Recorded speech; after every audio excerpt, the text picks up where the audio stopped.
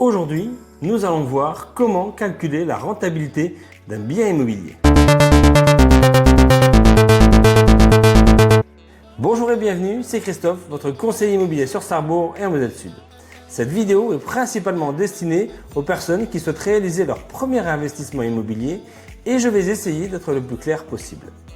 Il faut déjà savoir qu'il y a trois types de rentabilité. La première, c'est la rentabilité brute, celle qui est le plus souvent utilisée et c'est aussi la plus simple à calculer. Elle correspond tout simplement au rapport entre le montant annuel des loyers et le coût global d'acquisition, c'est-à-dire le prix du bien, plus les frais de notaire, les frais d'agence et les éventuels travaux à effectuer. Cette rentabilité brute vous fournit une première estimation et vous permet très facilement de comparer plusieurs biens immobiliers sans prendre en compte la différence de charge. Cette rentabilité brute peut varier d'une région à l'autre. Elle est en moyenne sur Paris de 2 à 3%, sur Strasbourg entre 5 et 6% et dans notre région sur Sarrebourg entre 8 et 10%. Ensuite vient donc la rentabilité nette qui permet d'avoir une idée plus précise du rendement réel d'un bien locatif.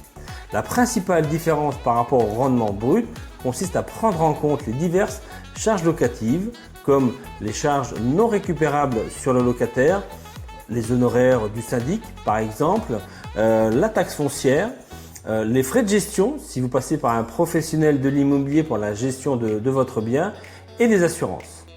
C'est donc les loyers annuels, déduction faite de ces charges, divisé par le coût global d'acquisition. Et vous l'aurez vite compris, cette rentabilité peut être extrêmement variable. Enfin, on va avoir la rentabilité dite net-net qui correspond au montant réellement perçu par le propriétaire après imposition sur le revenu. Pour information, des revenus locatifs annuels inférieurs à 15 000 € vous rendent éligible au régime microfoncier.